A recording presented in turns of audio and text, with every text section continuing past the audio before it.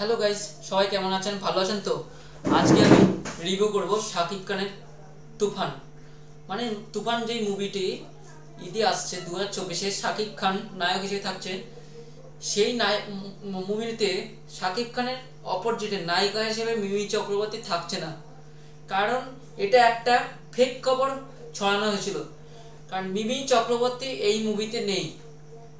আর নায়িকা কে আছে এখনো আপডেট জানা যায়নি। আপডেট যেদিন জানা যাবে আমি আপনাদের সেই আপডেটটা দেব।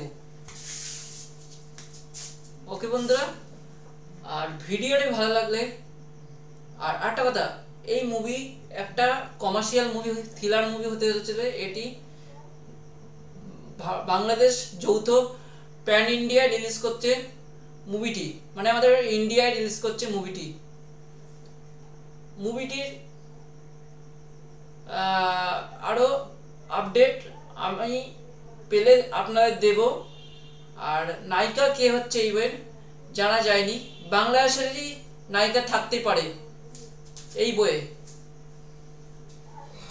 ওকে বন্ধুরা, আর ভিডিও ভালো লাগলে লাইক, কমেন্ট, সাবস্ক্রাইব করতে বলবেন না, আর নিচে বেল বাটনে ক্লিক করে দেবেন। আর আরও ভালো ভালো আটটা কথা ভুলবেন না বন্ধুরা। আরও ভালো ভালো ভিডিও পাওয়ার জন্য আমার চ্যানেলটি লাইক করুন, সাবস্ক্রাইব করুন, আর বেল বাটনে ক্লিক করে দেবেন। চ্যানেলের লিঙ্ক আমি ডেসক্রিপশনে দিয়ে দেবো, সেখান থেকে দেখে নেবেন। আর আমার ভিডিওটি সবাইকে শেয়ার করুন বেশি বেশি করে।